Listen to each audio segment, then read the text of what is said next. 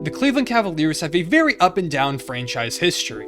For most of their 53-year existence, they've been kind of mediocre. Over that time, they have a total of 1,933 wins and 2,256 losses, putting them 22nd amongst NBA franchises in winning percentage. They've only had 19 All-Stars play for them and only made the playoffs 22 out of their 53 seasons, less than half the time. But in 2003, their fortunes changed forever as they drafted LeBron James out of St. Vincent St. Mary High School, first overall in the draft. LeBron was a hometown kid who had completely flipped the script for the franchise, leading them to 5 playoff appearances and a finals berth in his first stint in Cleveland, and 4 straight finals when he returned, including the sole title in Cavs history in 2016. He's largely responsible for most of Cleveland's relevancy over the last 2 decades, honestly most of their historical relevancy, period. He left the team again in 2018, plunging them back into the depths of the lottery, where it seemed like they'd probably be for a while.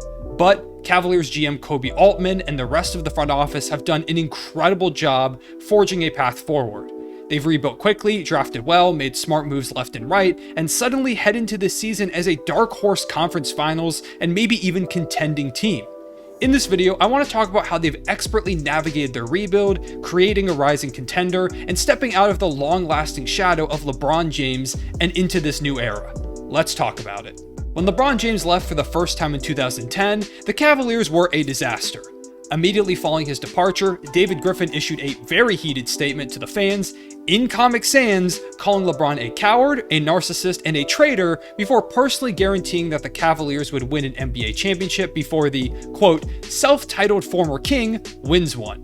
This was an embarrassing start to the post-LeBron era for Cleveland for a few reasons. 1, LeBron won a championship literally 2 years later, and 2, I understand that he left the franchise, but he was loyal for a really long period of time and stuck with the franchise despite them failing to give him good supporting casts, kind of repeatedly, so this strong hate feels a bit over the top. And 3, you couldn't pick a better font than Comic Sans, really? Regardless, Cleveland was now without one of the top 2 players of all time, the guy who was solely responsible for basically all their success in the last decade. In their first season following his departure, the Cavs were garbage. Led by a 34-year-old Anton Jamison, they went 19-63, the second worst record in the league behind the Timberwolves. To make matters worse, they fell in the draft lottery, dropping to the 4th overall pick. But they had the Clippers pick due to a mid-season trade involving Mo Williams. The Clippers pick had the 8th best odds to get the 1st overall pick, which was just a 2.8% chance. But luckily for Cleveland, it jumped all the way up to number 1, where the Cavs would select Kyrie Irving 1st overall and Tristan Thompson with their 4th overall pick. A pretty good draft for them, although it's hard to mess up when you get the number 1 overall pick, but not impossible, just give it a minute. In 2012, the Cavs sucked again, winning 21 games this time, but Kyrie won Rookie of the Year, which was cool. They got the 4th overall pick in the draft, selecting Dion Waiters, which wouldn't be a bad pick if Damian Lillard wasn't selected just 2 picks later. The real disaster, though, came in 2013 when the Cavaliers got their 2nd number 1 pick in 2 years, but selected Anthony Bennett, who might be the biggest bust of all time. Bennett was projected by most people as a guy who could fall out of the top 10 on draft night, but the Cavs shocked the world, taking him right off rip because they were quote-unquote drafting for fit, which you should never do in the NBA. He came into training camp overweight, didn't put in work, came off the bench, and didn't score his first NBA bucket until the 5th game of the season, averaged around 5 points per game, and was out of the league within 4 seasons. I could make a whole video about how big of a bust he was, but that's for another day. Needless to say, 2013 was another rough year with the Cavs, going just 33-49. They were getting better, but they're about to go into year 5 of the rebuild with absolutely no end in sight. They got their 3rd first overall pick in 4 years though, this time selecting Andrew Wiggins, who wouldn't play a single game in Cleveland as he'd be traded to Minnesota for Kevin Love as LeBron James returned home to Cleveland to join Kyrie back with the Cavs. LeBron would lead them to 4 NBA Finals alongside Kyrie and Kevin Love, winning 1 in 2016 versus the Golden State Warriors. In 2018, Kyrie would request a trade and get dealt to Boston for Isaiah Thomas, who never quite looked like his former MVP caliber self. LeBron still carried them to the finals though in one of the most impressive carry jobs of all time. This was by far the most successful stretch in Cavaliers history as they won a chip and made back-to-back finals. But LeBron would once again leave in the 2018 offseason, this time for the Los Angeles Lakers. There was no angry Comic Sans letter this time, as his delivery of a title to the city kinda healed all the wounds that there had been. but this meant it was once again time for the Cavs to try a rebuild, which was an incredibly daunting task. Their last rebuild hadn't gone great as they botched a few critical picks, and if LeBron hadn't returned, they probably would have been stuck in the lottery cycle for a while. But this time, led by new GM Kobe Altman, they would execute and succeed. In the 2018 draft, the Cavaliers had the Brooklyn Nets' 8th overall pick from the Kyrie Irving trade with Boston. With this pick, they selected Collin Sexton, who was promptly asked to convince LeBron James to stay on draft night. Man, LeBron, let's do it. Sexton was immediately looked at to be the centerpiece of this new Cavs era now that Kyrie and LeBron were gone and Kevin Love was 30 years old. Also, Cleveland didn't have many other promising young players. Outside of Sexton, the Cavaliers had just 5 players under 25 years old that played double-digit games.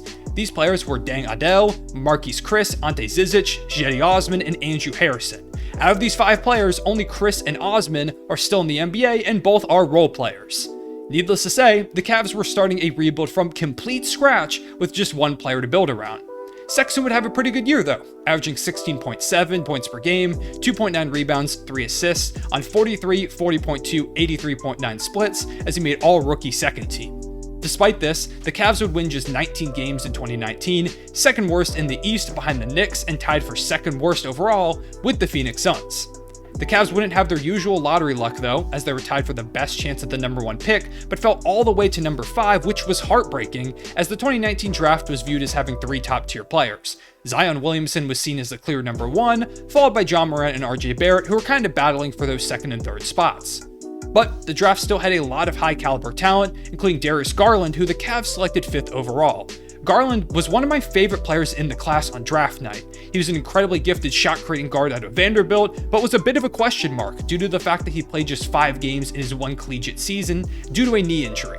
However, Cleveland decided to take a chance on him, a chance that would pay off greatly. This pick gave them a really promising backcourt of Darius Garland and Collin Sexton, also known as Sexland. This hilariously named backcourt would head into the 2019-2020 season as the young leaders of the team.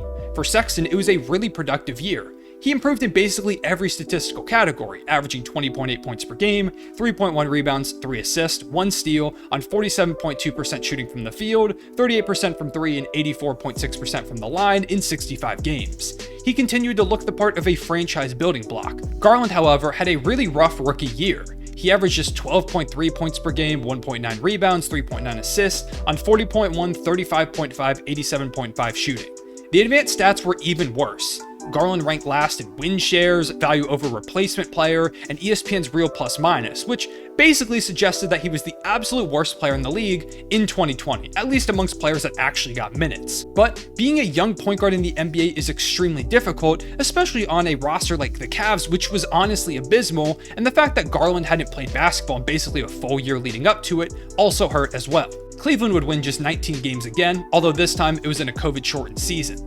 With the 5th pick, the Cavs acquired Isaac Okoro with the hopes that he would become a 3-and-D player to complement their young and kinda small backcourt. Okoro was a solid pick. They could have gone for guys like Onyeka Okongwu, Devin Vassell, or Tyrese Halliburton, but he was a solid pick for sure. Heading into year 3 of this new era, the Cavs had 3 promising young players, which was a solid start. But the next 2 years are when Cleveland would perfect the rebuild. 2020-21 was a much better year for Sexland. Sexton averaged 24.3 points per game, 3.1 rebounds, and 4.4 assists on 47.5, 37.1, 81.5 splits, a really impressive season from the 3rd-year guard.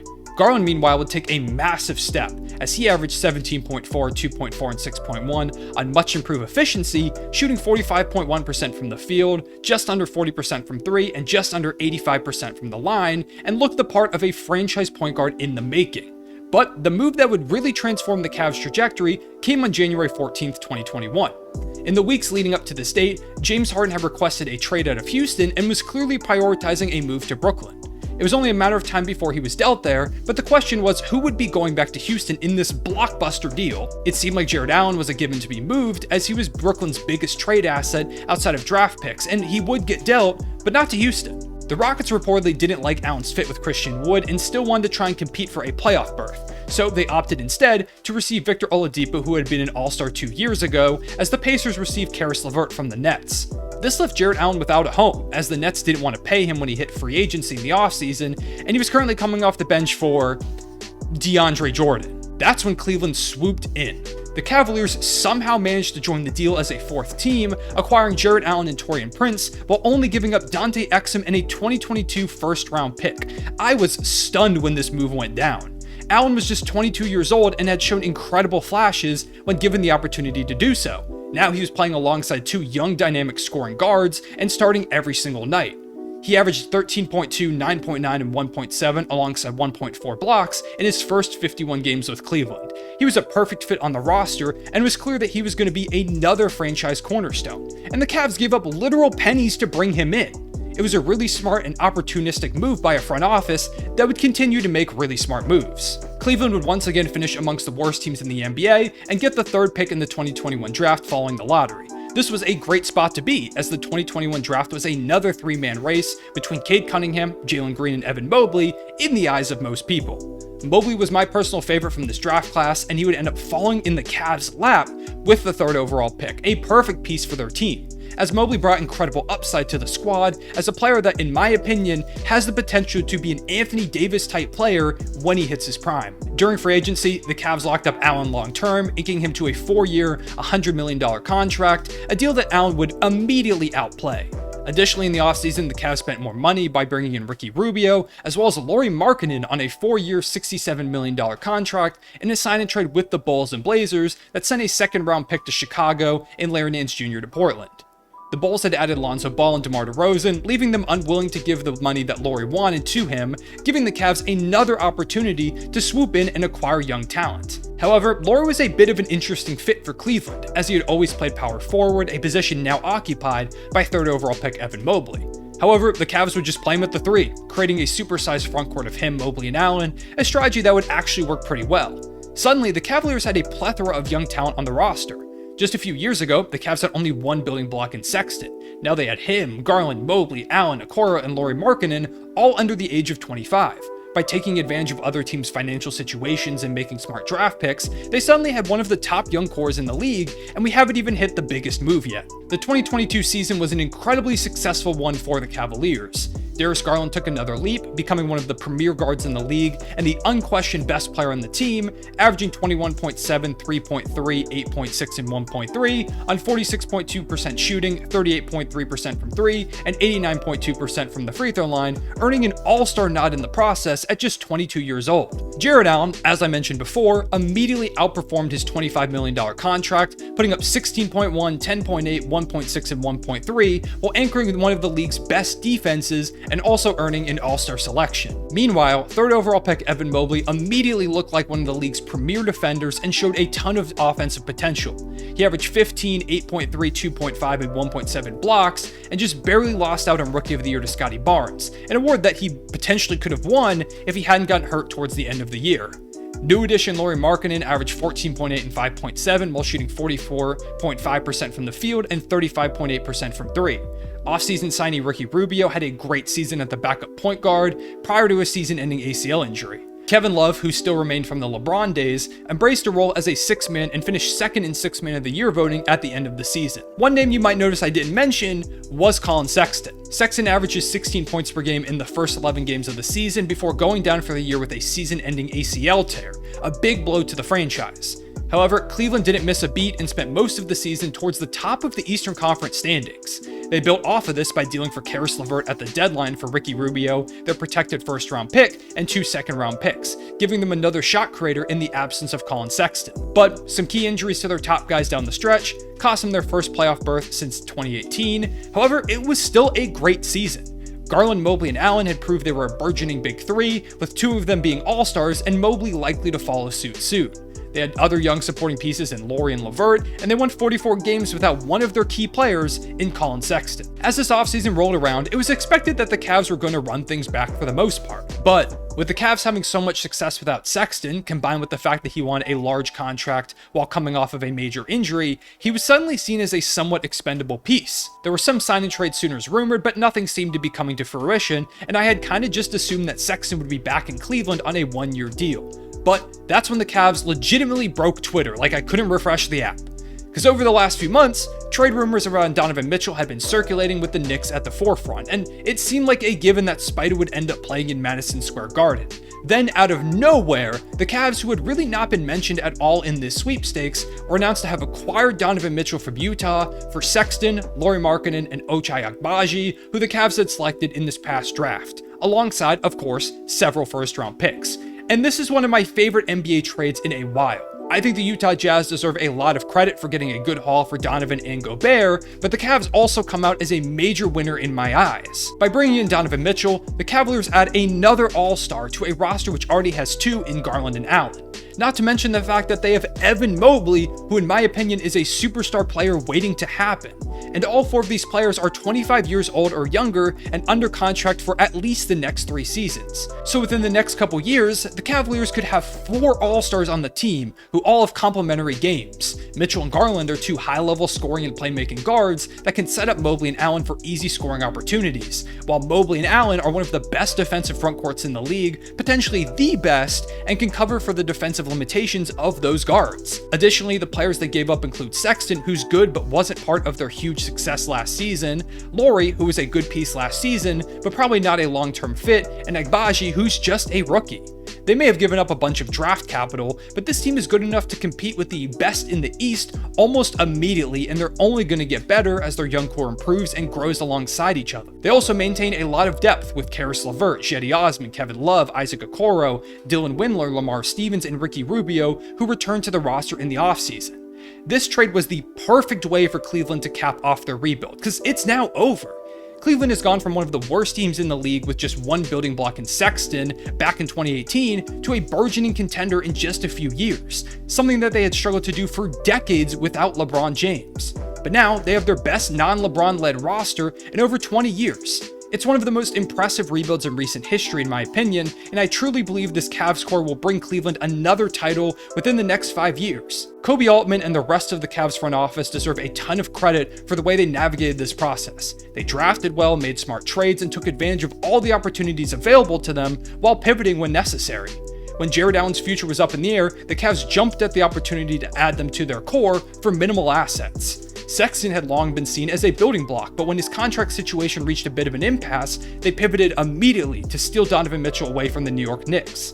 They have built a young, complementary roster with a championship ceiling, and it's a brand new era in Cleveland, an era that I personally cannot wait to watch unfold. I appreciate y'all watching. Please leave a like and subscribe if you did enjoy. It means the world to me. Y'all's support on this channel has been absolutely phenomenal over the last couple weeks and really months. The whole time I've been doing this, but recently the channel is growing in a major way. I really appreciate it so much, and it's just the off season. We're gonna have some awesome content coming when we get to the regular season. I can't wait to share it with y'all, but for right now, I really do appreciate all the support you've shown. If you've got any video ideas or requests, go ahead and drop them in the comment section below too, because I'd love to make what y'all want to see from me. If you have any cool teams or players or just historical things that you want me to cover, or even just topics now, go ahead and comment them down below. Would love to hear what y'all have to say. And let me know if you think this Cavs team is going to win a championship within the next few years. I personally think they will. I think they're super talented and that their ceiling is incredible. It's incredibly high. They've done such a good job with this rebuild. Go ahead and comment down below. Shout out to the Cavs if you've made it to this point in the video, so I know you reached the end. Once again, I appreciate you watching. Please leave a like and subscribe if you enjoyed. I will see you all later. Real one, say it back.